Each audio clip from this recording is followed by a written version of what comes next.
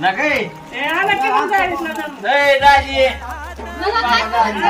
आलं काय पाहुणे रगतात माती अंगी रग मायंदाळ तर आता काय आहे मी आता डायरेक्ट मुद्द्यावर हात घालतो पाहुणा बी इथंच आहे मी आलोय पैशाला मला 10,000ची गरज आहे होय